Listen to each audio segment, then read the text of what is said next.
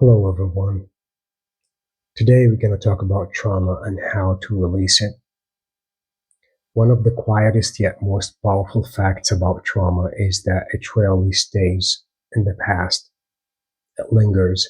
It doesn't always scream. Sometimes it whispers beneath our daily life, coloring how we see ourselves, how we react to others, how safe we feel in the world. Trauma doesn't always show up as some big dramatic event. Sometimes it is subtle.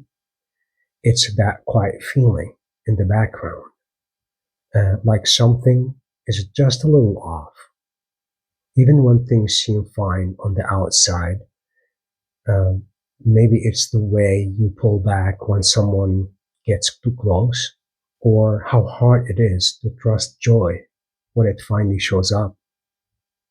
From spiritual perspective, trauma is really just energy that didn't get to move all the way through.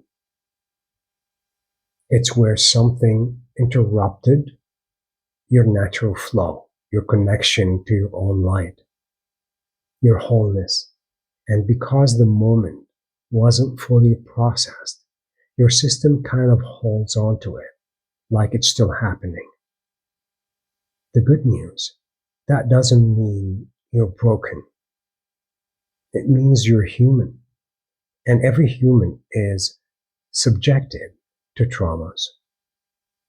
It is part of our evolution. Being human means you have the power to heal by bringing presence and by gently reconnecting with the parts of you that, got left behind. So even though the moment of trauma is gone, the body remembers. The nervous system doesn't understand calendars.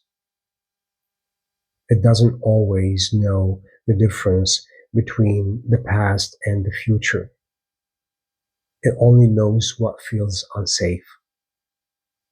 That's why something simple, a tone of voice, a look, a change in energy can trigger a wave of emotions that feels much bigger than the moment.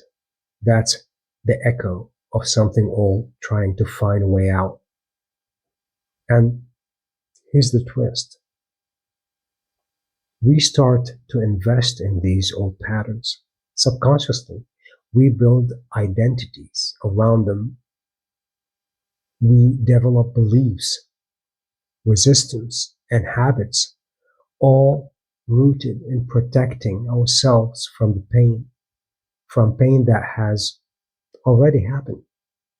We say this like, I'm just not good enough, or I cannot trust people, or nothing ever works for me. This is a big one. Not realizing that these aren't facts. They are coping mechanisms created in moments of pain. And we keep feeding them, reinforcing them, even building relationships, careers, and life paths around them, while the real version of ourselves waits quietly underneath. But here's the truth. You're here now. The pain isn't happening anymore. But your body might still think it is. Because trauma is stored in the nervous system and comes up in the body as disease or illnesses. But it's important to acknowledge that's not your fault. It's just the imprint of survival. But survival is not the same as living. You deserve to live, not just to endure. So how do we start to release trauma? The process is gentle. It begins with awareness, not to judge yourself, not to rush healing, but to honestly notice where you're still carrying the past. Ask yourself, where in my life am I reacting from memory, not presence? What emotions feel louder than the moment I'm in right now? What patterns keep repeating, even though I say I want something new.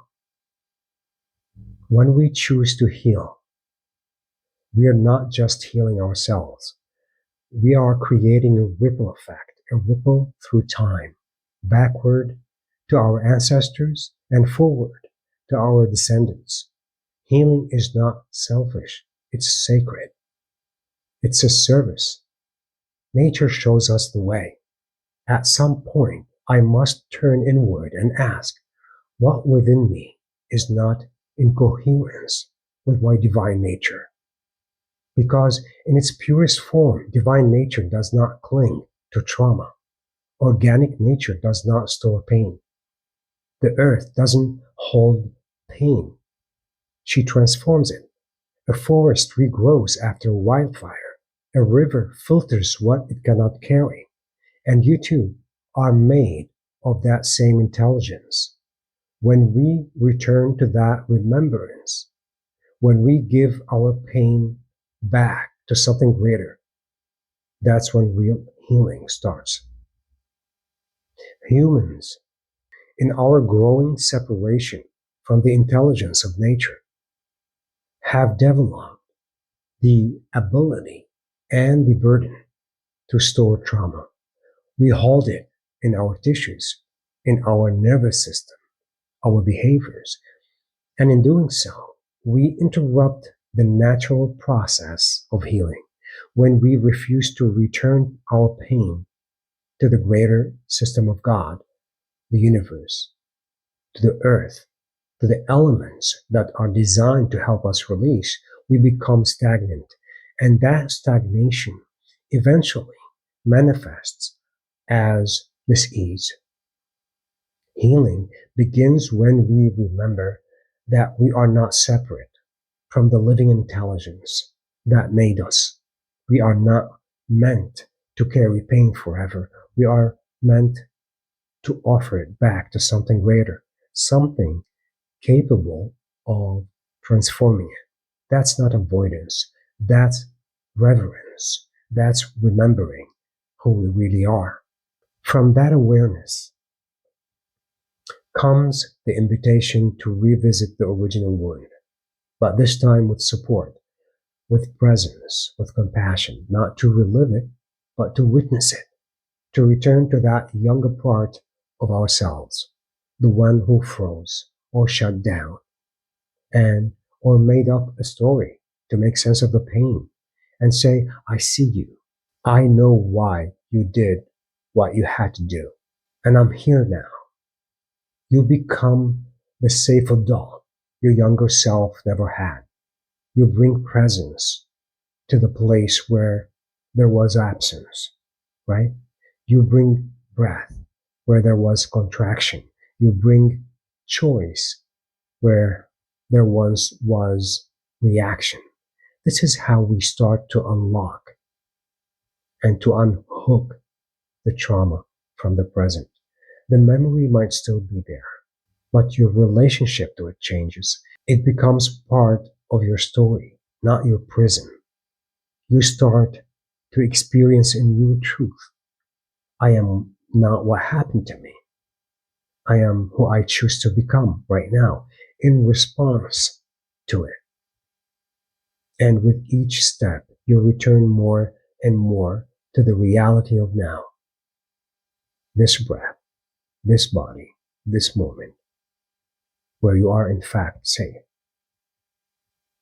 Sometimes healing means grieving the parts of yourself that had to disappear to survive. Other times, it means celebrating your intelligence, your resilience. But more than anything, it means learning how to be here without the past pulling you away. You don't have to do this all at once. The nervous system doesn't respond to pressure. It responds to permission. So give yourself permission to take one small step at a time, to pause when something old rises, to ask, is this now or is this then? To breathe, to move your body, to reach out for support, to speak your truth, and sometimes to simply sit in silence and let your heart be heard. It's also important to remember that healing is not a straight line, it's a spiral, revisiting the same places with deeper understanding, with more love, with more choice. And each time you spiral through, you carry more light. So if you're hearing this today, maybe it's because you're ready to return to the present, you know, to release the old pain, to step outside the loop, not by denying the past, but by finally honoring it enough to release it. Just know that you are not too broken. You are not too far gone. You are not too late. There is something within you that was never damaged, not even by your deepest wounds. And that part of you is still here, whole, quiet, waiting. So start by feeling your feet on the ground. You're in the present now. And in this moment, you are safe.